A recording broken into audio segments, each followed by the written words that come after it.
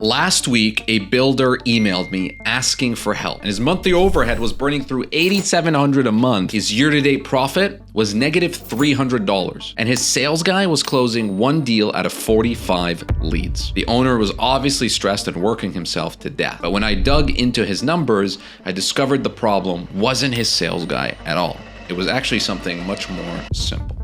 So today I'm sharing the exact advice I gave him and why firing the sales rep, which is what he thought he should do to save money, can be the worst thing you can do. My name is Amr. I'm the CEO and co-founder of contractors.com. When owners are facing bankruptcy, extreme burnout, a divorce, or worst of all, like their passion for the trade start to die, they come to us. So let me paint you the full picture of what this builder was facing when he called me last week. His monthly overhead was $8,700. $5,700 of that was going to the sales rep. In terms of effort, the owner is working every hour of the week, while his sales guy's only working 26 hours in the week. And in the last 4 months, they had only 45 leads come in and 1 closed. And each deal takes around 1 to 18 months to close, but they do bring in about $30,000 to $50,000 in profit when that happens. The problem that got him here in the first place was he stopped marketing 3 months ago to save money. So it took him 6 months to get a close after restarting his marketing. And he's currently spending around $1,500 to $3,000 on Google Ads and hired a marketing company that promises 10 to 40 leads per month in return for 10% profit. But his question was simple, but desperate. Amr, what should I do? Here's what most contractors get wrong in this situation. They see the immediate problem, the cash going out, not enough coming in, and they cut the first thing they see, the sales rep. And usually that's people, that's what they cut. But let's look at the real numbers, okay? Industry standard says that a 3 to 4% conversion rate on these leads is okay. They're converting around 2.2%. Industry average says that a builder would need 25 to 30 leads to be able to close one project. They need 30 to 40. Not bad, not good. But here's the worst of it. They're only getting 11 leads per month. The sales rep is not the problem. Now you might say, Amr, what do you mean? The sales rep is closing 2.2% on when maybe industry standard can be up to 4%. He's almost half as efficient. Fair. So I think like as a business owner, one of the biggest things that you have to do is figure out which problems are worth solving. There's literally problems everywhere, but you need to figure out, well, what problem, if I solve, can give me the biggest lift? If we're getting 11 leads out of 40 per month, then that means there's room to 4x. Just right there. The sales rep, industry average is again 3 to 4%, not necessarily 4%. So if we give this guy some grace, he can maybe increase by around like 50%. But how are we going to even do that when we only are working with 11 leads a month? If we can get good quality leads 4 times more, from 11 to 44, we should see a 4 times lift on the output. Core problem here is that he's starving his sales machine and then blaming it for not producing results. So here's exactly what I told him to do step by step. Step 1, we're going to restructure. Don't remove anybody. Don't fire your sales guy.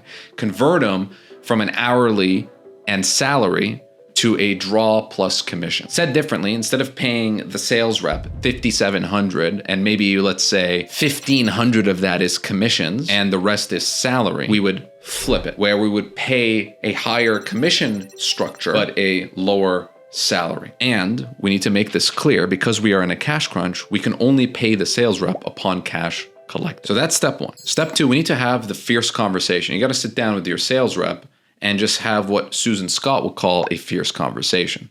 Complete transparency. You just tell the guy, we're in a tough spot, but if you stick through this transition and help us turn around, like I'm going to reward you with this much. Here's a bonus that we can actually set aside for you.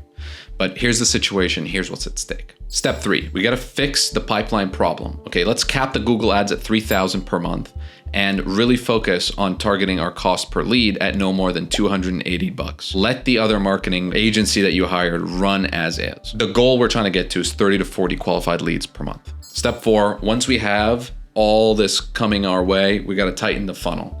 We can't throw more leads at a broken system. So we need CRM discipline. We need 5-minute response times. We literally have a full-time sales rep doing nothing. A 7-touch follow-up sequence over the first 14 days a lead opts in, and a pre-qualifying questionnaire to filter the tire kicker. With the agency and with the Google ads, we're going to start getting people coming in. So we got to call them right away.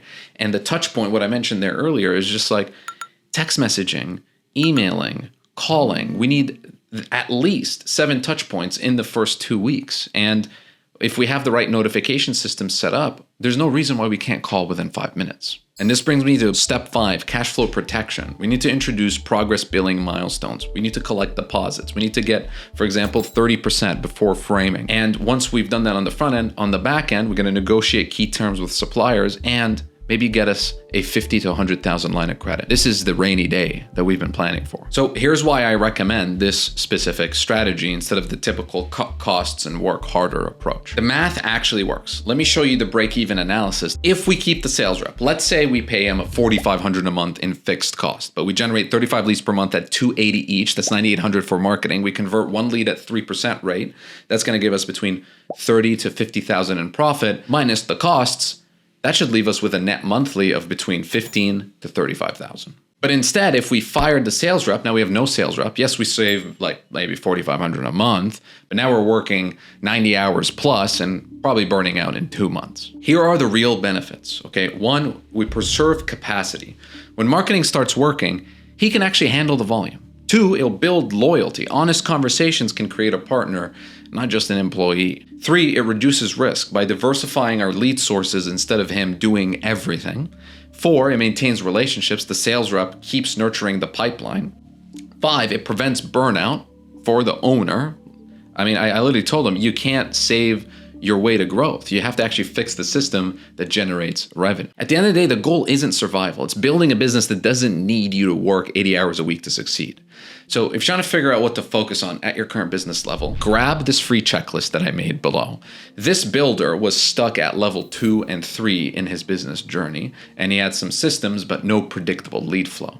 So the guide shows you what you should focus on at each revenue level, which positions to hire first, and how to avoid cash flow traps that kill growing businesses. If he had this guide 6 months ago, he would have seen the pipeline problem before it became a crisis. Here's what I want you to do right now. I want to give you the same homework. So today, calculate your real conversion metrics. How many leads do you need to close one job? What is your actual cost per lead? And if you don't know these numbers, you're basically flying blind.